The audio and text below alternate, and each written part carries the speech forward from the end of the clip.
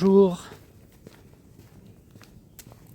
partie 3 de mon débriefing du chemin de Saint-Guilhem.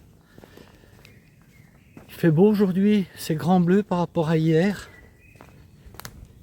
Il est 10h, 10h15 et je viens me poser dans un endroit que j'aime bien pour terminer ce débriefing.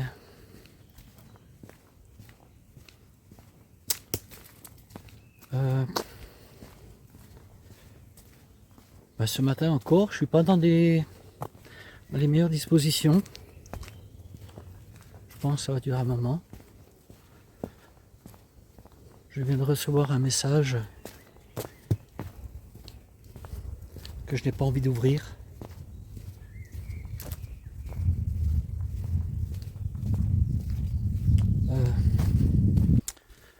Bref,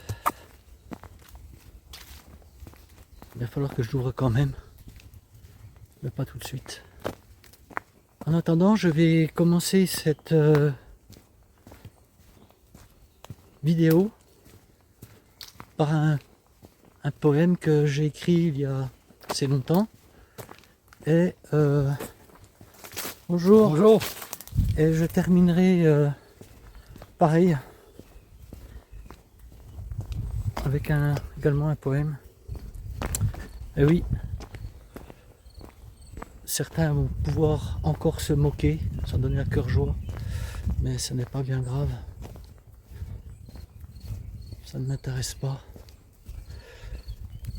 Ce qu'ils peuvent dire, ça fait mal, mais ça ne m'intéresse pas.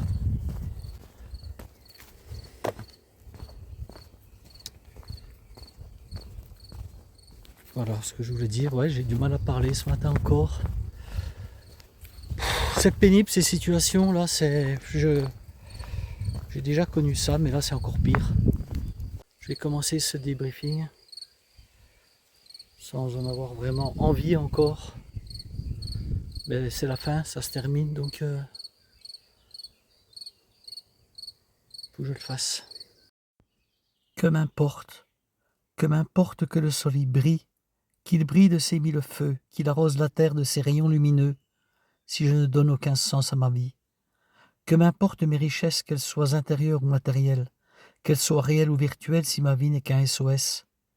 Que m'importe le temps qu'il fera demain, que le ciel reste dans la nuit, que les étoiles pleuvent à midi, si je n'ai aucun projet dans mes mains. Que m'importent les jours, les mois, les années, qu'ils emportent les bons, les méchants, qu'ils donnent la vie aux enfants, si mes jours sont comptés. Que m'importent les mots de la vie, qu'ils soient violents, qu'ils soient apaisants, s'ils sont incompris. Que m'importe l'amour, qu'il soit physique, qu'il soit magique, s'il n'est pas pour toujours. Autant vous prévenir que ce n'est pas du Bernard Dimet ni du Gioc. Ces poètes maudits, enfin quoique, moi j'en fais peut-être un peu partie. En tous les cas, c'est au moins Durando Roberto, c'est déjà ça. Au matin de ce jour 8, le démontage du bivouac, le petit déjeuner se fait traquette, traquette, comme dirait mon copain Guitou. Mes deux associés prennent bien le temps, ils ont bien raison. Et enfin, nous réussissons à partir en direction du cirque de Navacelles. Arrivé au cirque de Navacelles, je suis littéralement scotché par la beauté de ce cirque, cette beauté naturelle, c'est exceptionnel avec le village de Navacelles en bas. Et franchement, on a du mal même de quitter cette vue que l'on a devant les yeux, sans oublier de regarder en face ce qui nous attend, parce que nous devrons descendre à Navacelles et bien sûr remonter sur le plateau en face. Et alors là, c'était magique. Alors, ce jour-là, c'est pareil, voilà, j'ai reçu un message qui m'a déstabilisé complètement, qui m'a fait extrêmement mal. Et ce jour-là, voilà, Encore un jour, je n'ai vraiment pas profité de ce que j'avais devant les yeux. Bref, nous repartons de Navacelles. Alors pour Navacelles, je voudrais vous dire que il y a une déviation suite à des éboulements. Le chemin n'est plus praticable. Sauf que cette déviation, franchement, c'est pas terrible, c'est mal indiqué. Pour que ce soit plus simple, là, je vous renvoie à ma vidéo de Navacelles où j'explique un petit peu comment il faut faire pour retrouver le chemin. J'ai un regret à Navacelles, c'est de ne pas être allé au moulin de la Foux ou de la Foux, je ne sais pas comment ça se prononce, parce qu'il y avait possibilité de rejoindre Navacelles et c'était très joli là, le moulin de la Foux là. Bref, ça sera mon regret. J'ai vu en revoyant mes vidéos, enfin notamment sur Navacelles, que là, sur les plans drone, c'était pas net. Dites-moi-le lorsque ça se reproduira, parce que en fait c'est l'objectif du drone qui n'était pas propre et moi j'ai pas pensé à nettoyer. Ce soir-là, nous planterons nos tentes à Saint-Martin de Navacelles. Nous avons bénéficié d'un bus qui nous a conduit au camping, bus scolaire, parce que sinon pour le lendemain ça allait faire trop pour rejoindre Saint-Guilhem. Et surtout moi avec mon aponévrose, déjà que là j'étais déjà au bout de ma vie, alors le lendemain je vous dis pas. Donc nous avons planté la tente, quelle nuit encore ce soir-là, bon bref. Je vais pas revenir sur certains détails, mais ça a été pénible pour moi. D'autant plus que j'ai recommencé mon montage 3 fois.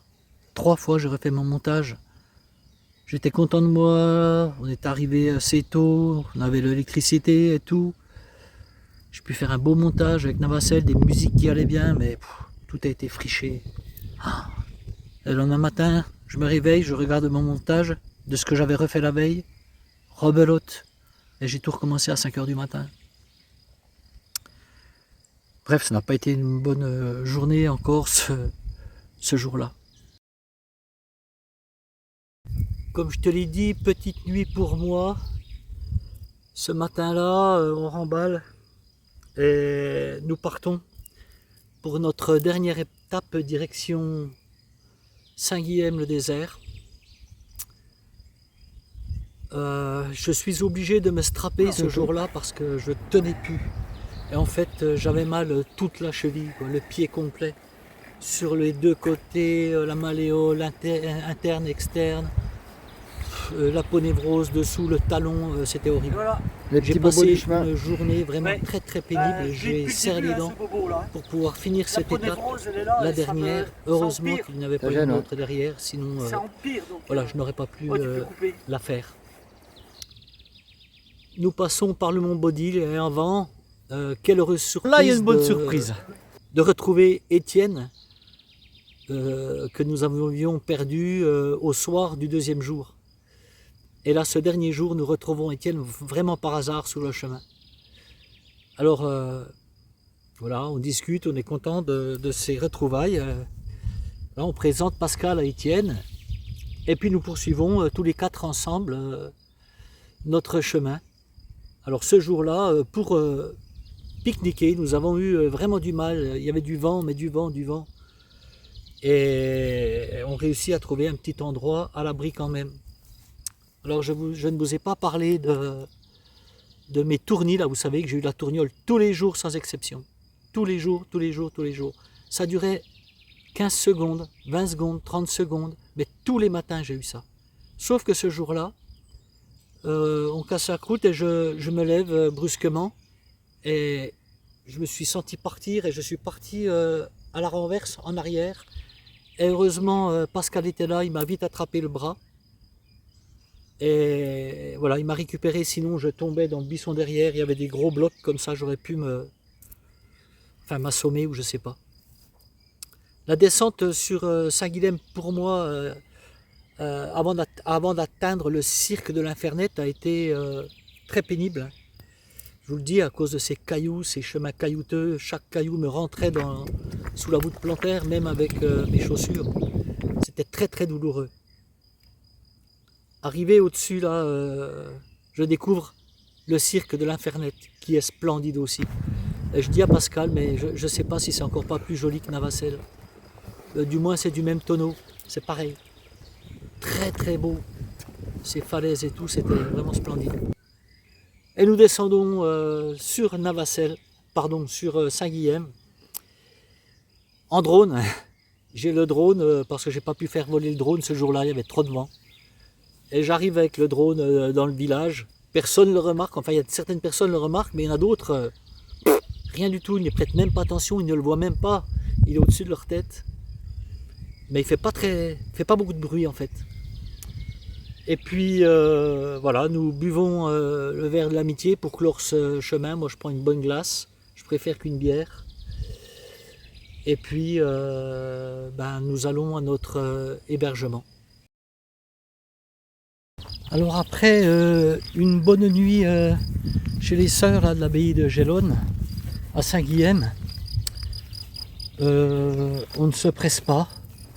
Vraiment, on y va tranquillement, on sait que c'est fini, enfin du moins pour Guitou et pour moi.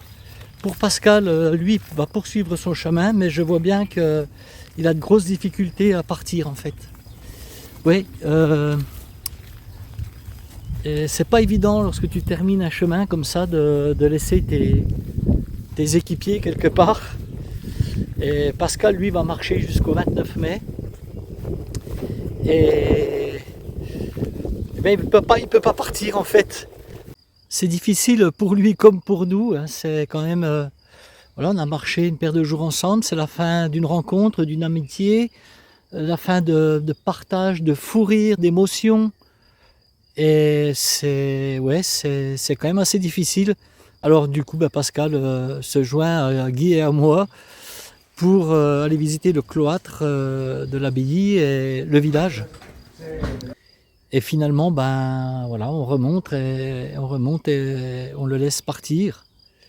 C'est voilà, des adieux qui sont un petit peu, ou des au revoir, on ne sait jamais, qui sont un peu compliqués. Toujours. Surtout que Pascal est une très belle personne. Donc c'est d'autant plus difficile. Je m'en vais. Mais ouais, voilà, il a l'habitude aussi, hein, Pascal, c'est quelqu'un qui marche Je te souhaite le bon chemin. Oui. Ensuite, c'est le temps de dire adieu aussi à Guy, enfin ou au revoir, du moins. Et Guitou m'accompagne.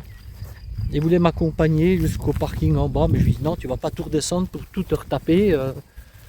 Voilà, il m'a laissé au-dessus du village.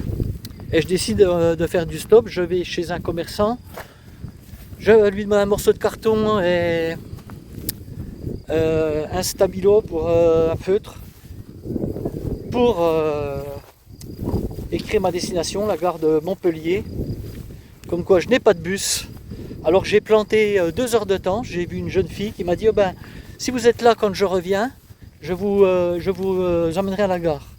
Je lui dis vous revenez quand? Elle dit je sais pas, j'arrive là.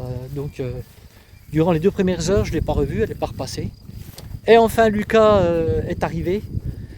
Et Lucas m'a chargé dans sa voiture. Il m'a emmené, on a laissé sa voiture chez lui. Je lui ai dit tiens viens Lucas, je vais te payer une bonne bière.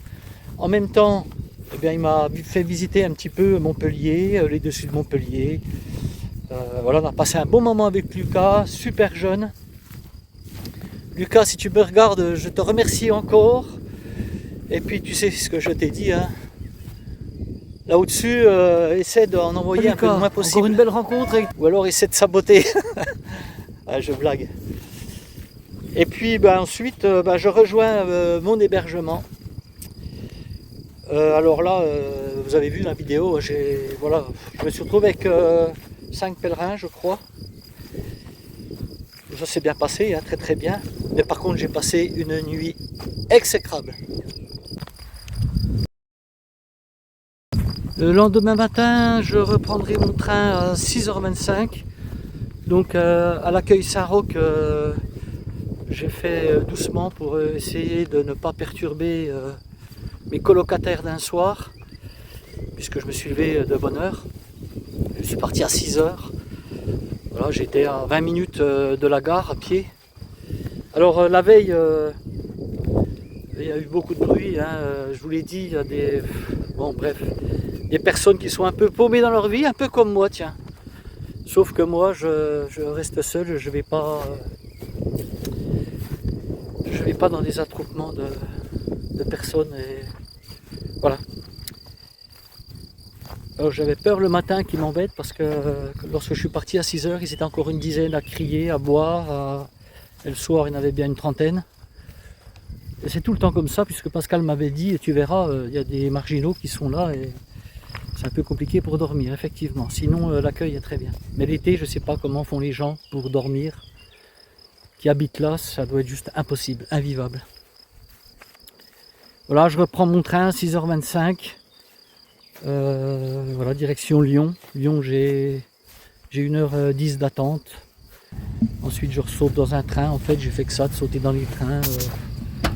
Ça, c'est le lot de tout randonneur lorsqu'on veut partir faire des chemins qui ne sont pas à proximité de chez soi. Je rentre à la maison. J'ai mon copain Jean-Pierre qui est venu me chercher. Merci encore à toi, JP, c'est super sympa. J'ai d'autres personnes qui se sont proposées, que j'ai déjà remercié également, comme Nanou et Jean-Pierre et Romain. Merci encore à vous, j'apprécie. Je rentre, je vide mon sac, je mets ce qu'il y a à mettre à la machine à laver, je repends mon sac, et là je me dis que le chemin est terminé pour moi.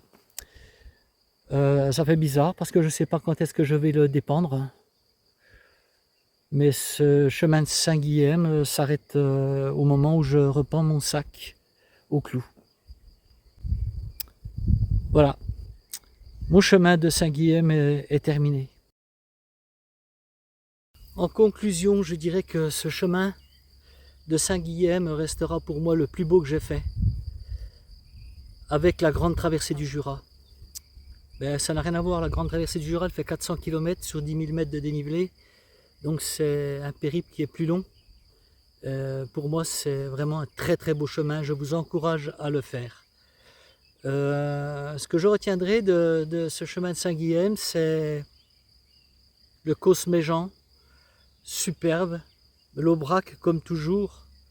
Oui, on a traversé 4 causses, mais pour moi, le Méjean restera le plus beau. Bien sûr, le cirque de Navacelles, le cirque de l'Infernet arrivé à Saint-Guilhem, la descente sur Saint-Énimie qui est superbe. Et puis tous ces moments de partage que j'ai eu, toutes ces rencontres que j'ai faites, notamment avec Étienne, très belle personne, très bon gars aussi, comme Pascal. Voilà, c'est les deux rencontres essentielles de mon chemin. On a toujours sur le chemin, bien sûr, on rencontre plusieurs personnes parfois, mais là c'est pas trop quand même. Mais ces deux personnes-là, pardon, auront vraiment marqué notre chemin à moi et à Guy.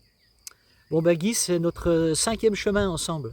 Je ne sais pas s'il aura un 6e, mais on en a déjà fait 5. Donc on finit par bien se connaître. Et on s'aime bien parce que des fois on se chamaille, mais on s'aime bien parce que ça fait 5 fois qu'on continue à marcher ensemble. Navacelles, le cirque Navacelles, le cirque de l'Infernet, on sent une énergie formidable dans ces lieux-là et je me remplis de cette énergie pour essayer justement d'emmagasiner toute cette positivité que je ressens pour pouvoir avancer au quotidien lorsque je rentre chez moi.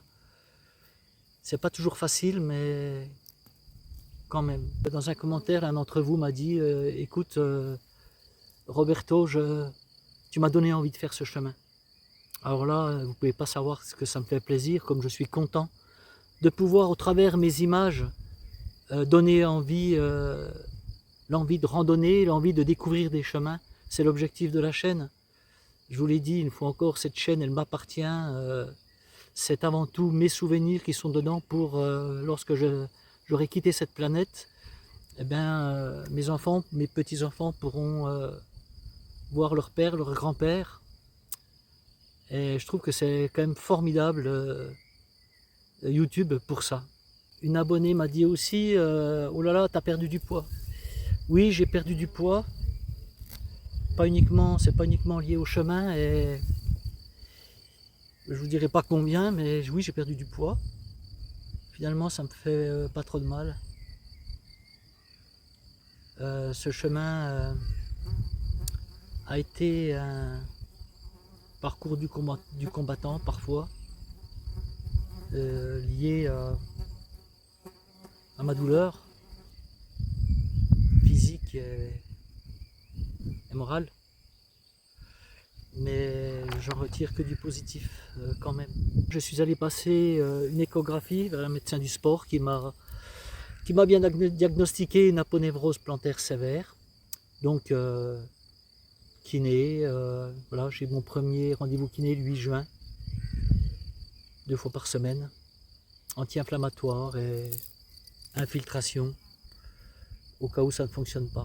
Comme je vous l'ai dit, ce chemin m'a laissé des traces, et surtout voilà, le jour où je suis arrivé au cirque de Navacelles, j'ai appris une mauvaise nouvelle,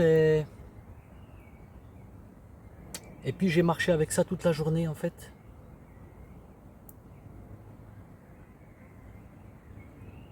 Ça a été très très compliqué pour moi. Mais malgré tout, j'ai quand même profité du chemin.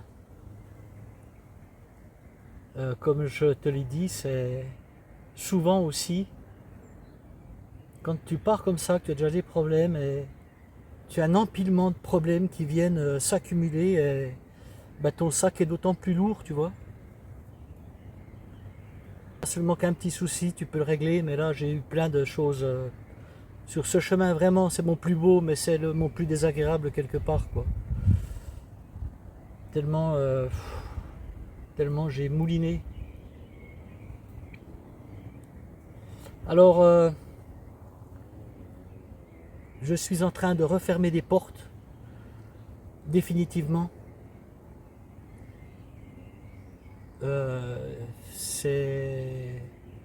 C'est impératif pour moi. Je me disperse de trop. Déjà pour les gens qui me suivent sur Facebook, voilà, je vais réduire mon activité Facebook pour n'y mettre que mes randonnées et quelques musiques parfois. Je vais réduire également mon nombre d'abonnés encore. Voilà, je n'ai pas besoin de tout ce monde, alors ne le prenez pas mal si vous disparaissez de mes amis Facebook. Je n'ai rien contre vous, une fois encore, comprenez-le. C'est juste, ça fait partie de mon processus de guérison.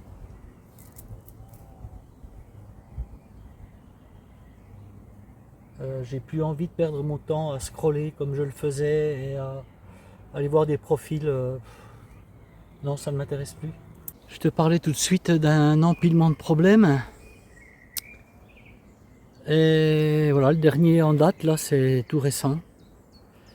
Puisque tu sais que tu as toujours des gens bien intentionnés qui viennent te rapporter des choses.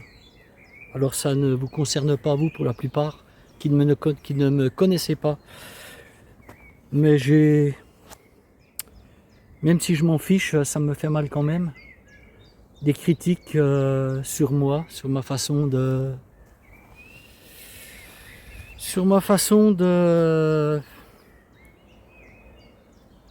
d'être, de m'exprimer sur la chaîne. Regarde-moi ce con-là, il a que ça à faire. D'autres choses, je m'entends rien dire. Je m'en fiche un peu de ces gens-là, mais quelque part ça me fait mal quand même. J'ai envie de dire à ces personnes inintelligentes qui sont empreintes de bêtises, de méchanceté, soit elles font ça par jalousie, ou alors je comprends pas. Et en plus, ce qui me fait légèrement sourire, c'est que ces personnes, jamais elles te mettront un commentaire, mais par contre, elles ne louperont jamais une vidéo. Jamais. Elles regardent toutes mes vidéos. Ça aussi, on me l'a rapporté. Voilà. C'est comme ça, lorsque tu t'exposes, eh bien, tu te mets en avant, donc forcément, tu as des critiques. Mais jusqu'à présent, je n'ai pas de critiques dans mes commentaires.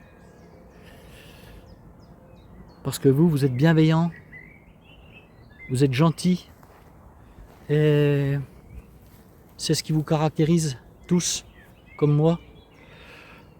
Alors on commet tous des erreurs, bien sûr, mais pas pour ça qu'on est méchant. Ces gens-là sont méchants. Et voilà, j'ai envie de leur dire, une fois encore, si ça ne vous plaît pas ce que je fais, si mes contenus ne vous plaisent pas, ben partez. Pourquoi vous regardez toutes mes vidéos pour me critiquer par derrière? Alors tu vois, ça j'aurais passé. Il y a un moment, j'en aurais même pas parlé. Mais comme là, je ne suis pas dans une bonne période, ben j'en parle. Parce qu'il faut que ça sorte. Une fois encore, c'est une porte qui va se fermer là derrière. Voilà ce que je voulais vous dire par rapport à ces imbéciles. Heureux ou pas. Merci à vous qui m'avez laissé des petits commentaires gentils sur la première partie de mon débriefing. C'est très gentil. Je voudrais remercier aussi toutes les personnes avec qui j'ai eu l'occasion de randonner. Vous reflétez bien en fait l'ensemble de ma communauté, enfin de notre communauté, puisque je n'aime pas dire ma. Vous êtes toutes des belles personnes bienveillantes et gentilles, et voilà, c'est ce que je remarque au quotidien lors de mes vidéos en commentaire. Pascal, merci pour ta gentillesse, mais merci déjà de nous avoir attendus au camping de Meruès 2 jours pour pouvoir marcher avec nous. Bien voilà, tu as rencontré Rando Roberto, j'espère que je ne te laisserai pas un mauvais souvenir, je pense pas. Pascal, je voudrais te dire que tu es la gentillesse incarnée. Tu es une très belle personne. Ne change rien, tu es bienveillant. Et franchement, j'ai des choses à apprendre de toi. J'ai déjà tiré des choses de ta façon d'être. Et vraiment, merci pour tout ce que tu m'as apporté sur ce chemin sans forcément t'en rendre compte. Ça m'appartient. Je te souhaite des milliers de kilomètres encore, même si tu en as déjà parcouru des milliers, et surtout de faire encore de belles rencontres. Et qui sait, peut-être qu'un jour nos chemins se recroiseront. Dernier message aux imbéciles heureux, désabonnez-vous vite de ma chaîne. Vous me rendrez service et en même temps vous ne perdrez pas votre temps. Dernier petit mot, si vous aimez ma chaîne, qui est une chaîne randonnée, qui va être qu'une chaîne de randonnée, parce que je tiens compte des certains commentaires que j'ai eus lorsque je parlais de politique, de choses comme ça. Effectivement, ça y est, j'ai pris conscience que ça ne servait à rien. C'est pas l'objectif de la chaîne, donc vous ne m'entendrez plus parler du petit là-haut. D'ailleurs, c'est bientôt fini. C'est la dernière fois que j'en parle. Et puis je vais m'attacher à vous faire toujours de belles vidéos. Vous aimez la chaîne, peut-être que d'autres l'aimeront aussi. Dans vos différents chemins, lorsque vous emprunterez différents GR, eh bien écoutez, parlez de Rando Roberto, de ma petite chaîne. Encore une fois, c'est voilà, c'est pas intéressé, il n'y a rien du tout. Hein. Je ne vous ferai jamais, je ne vous demanderai jamais un centime, une cagnotte ou quoi que ce soit, jamais de la vie. Je vous l'ai dit, même si j'avais 10 000 abonnés, je ne le ferai pas. C'est pas mon état d'esprit. Moi, c'est le partage. Et voilà, parlez-en autour de vous. Et puis, ben, je vous dis à bientôt, quoi. Je sais pas quand. Alors, on va finir par un dernier petit poème que j'ai écrit il y a peut-être une dizaine d'années, ou même plus. Voilà, les méchantes personnes, vous allez pouvoir vous régaler. En attendant, moi je vous dis comme d'habitude, hein, ciao bye, mais pas avec la même joie, pas avec le même entrain. Ne m'en voulez pas. À bientôt, je l'espère. J'ai rêvé d'une autre vie. J'ai rêvé prendre des bateaux, naviguer sur les mers des pays chauds comme les vieux matelots, vivre sur les eaux. J'ai rêvé le soleil, maître du ciel, plongeant dans un profond sommeil la planète merveille. J'ai rêvé d'une vie rude sous d'autres latitudes, entre le nord et le sud perdu dans ma solitude. J'ai rêvé l'amour, comme le plus beau des atours, brûlant comme l'âtre d'un four, réchauffant l'homme pour toujours. J'ai rêvé des couleurs uniques, pleines de douceur, balayant toutes mes peurs dans le désert de mon cœur. J'ai rêvé d'une autre vie, courte mais réjouie, sans contrainte ni envie. J'ai rêvé d'une autre vie. Enfin vivre. J'ai feuilleté le livre d'une autre vie, où s'écoulaient des jours lents, rythmés par le soleil, le vent et la pluie, où le temps n'était pas important. Par ces images, j'ai été conquis, voyage, paysage envoûtant. Au détour d'une page, je me suis endormi, sur une image d'un autre temps. C'est beau, c'est chaud, les étoiles, la nuit. Je regarde comme un enfant le sable, l'horizon, l'infini, magique, féerique, vivant. J'embrasse ces instants inouïs. Est-ce un rêve, est-ce le présent? Un morceau de paradis, perdu dans la nuit des temps. Sur des photographies jaunies, j'ai vu les montagnes, les mers, les océans. C'était demain, c'était hier, c'était la vie, rangée dans un album d'antan. Demain, aujourd'hui peut-être, à midi, à minuit, je remonterai le temps, pour goûter le soleil, le vent et la pluie. Enfin vivre, vivre, tout simplement vivre.